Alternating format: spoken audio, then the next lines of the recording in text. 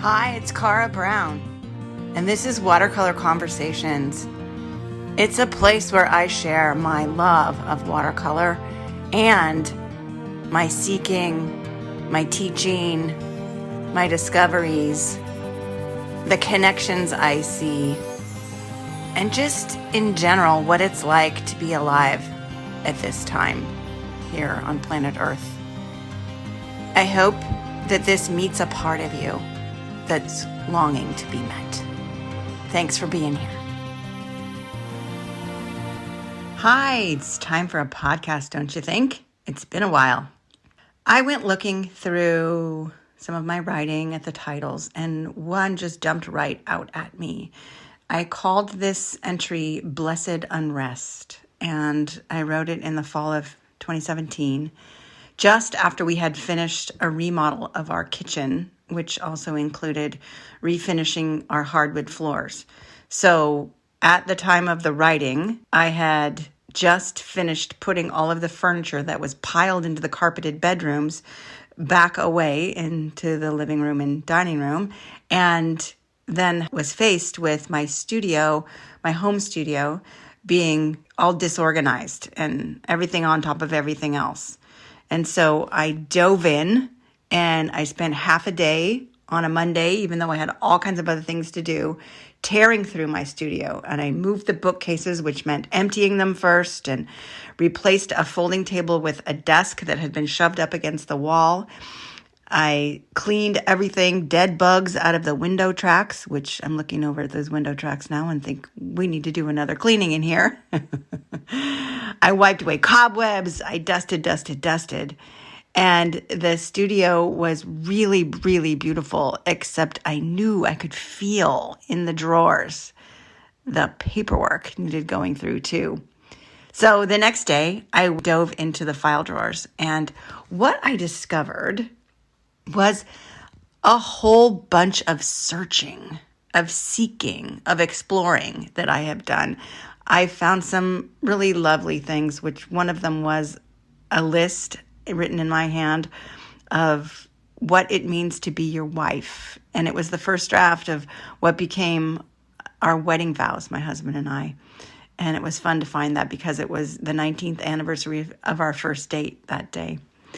I found pages and pages of notes from the work I did with Pax, Alison Armstrong's work that has to do with the distinctions between men and women, the masculine and the feminine, hunter-gatherers, and how to be in powerful partnership.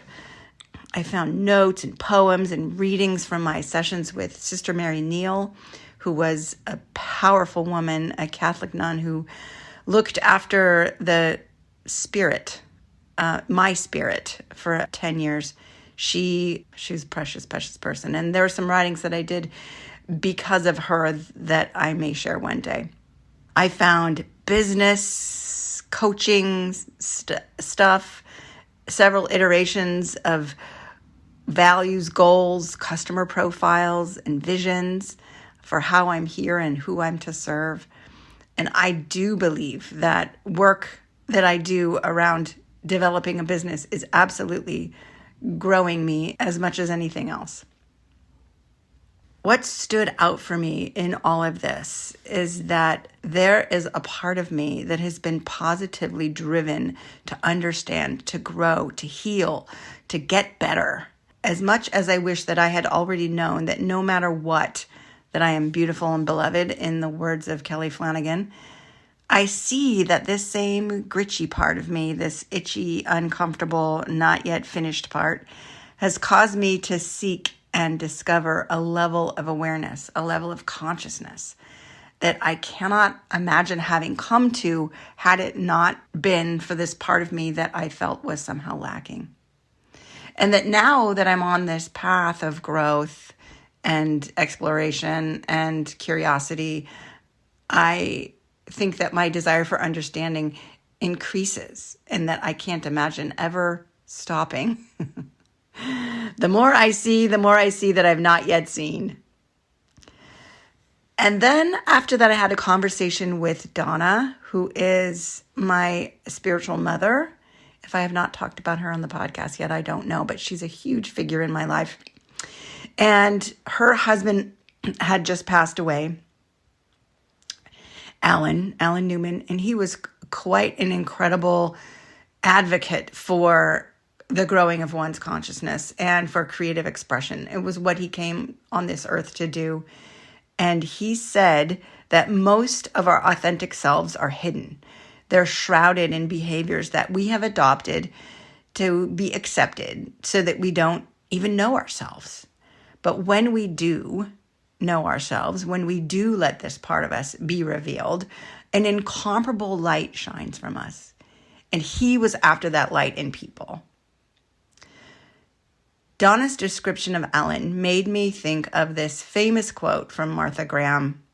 It goes like this: "There's a vitality, a life force, a quickening that is translated through you into action.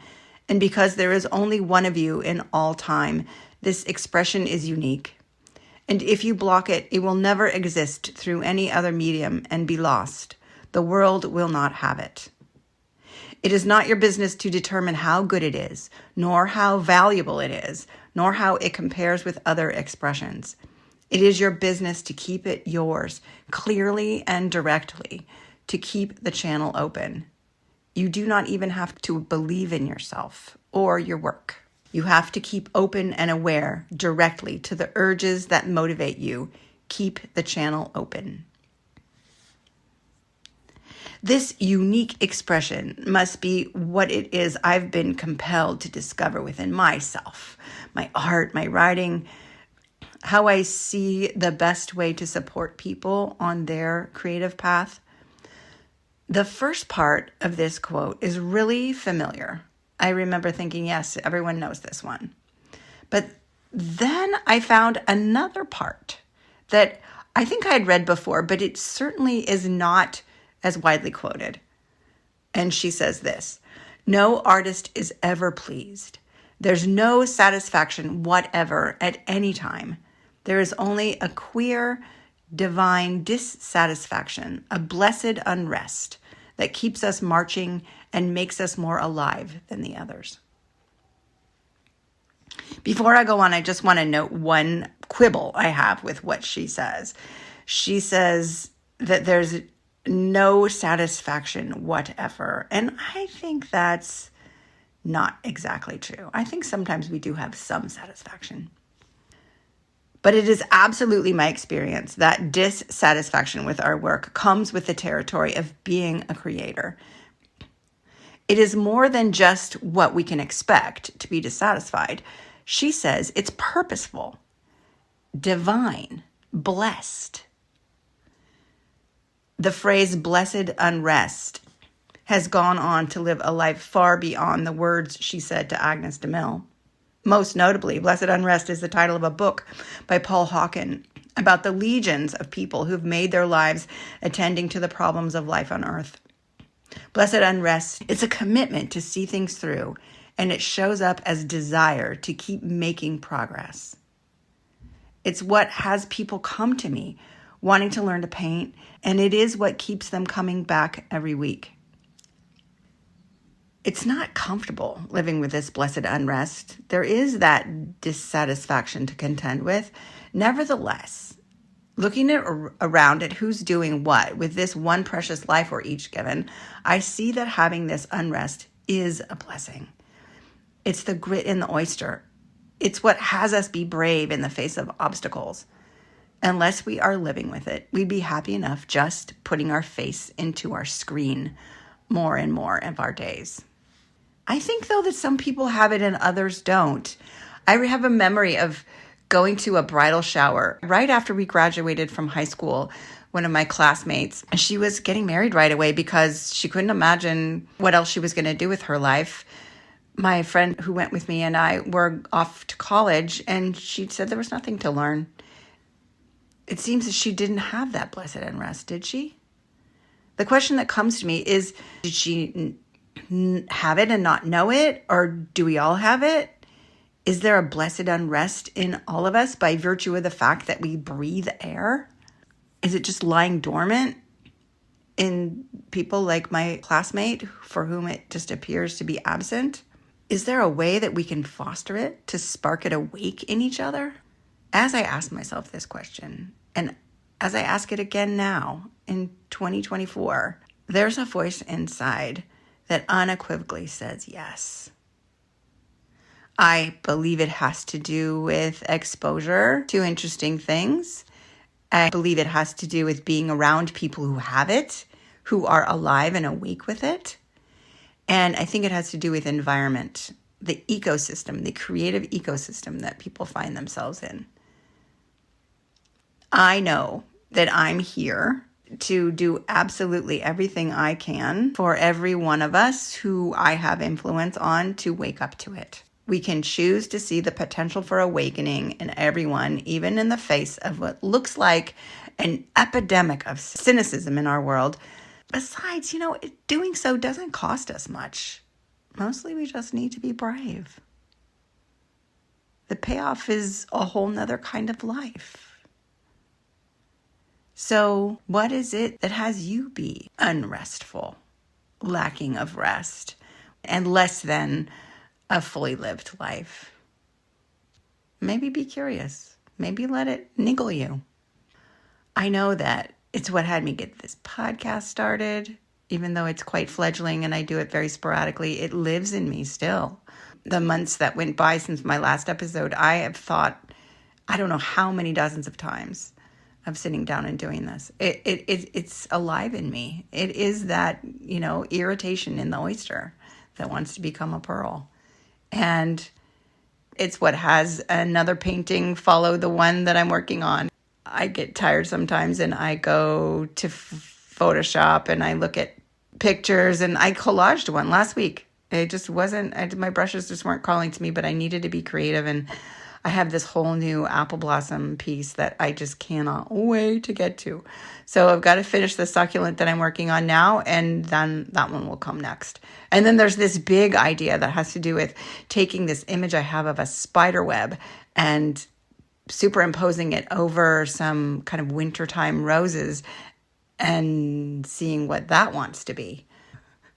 Super ambitious, lots and lots and lots of work, lots of detail, but it has me. It owns a piece of my mind and my heart and my soul.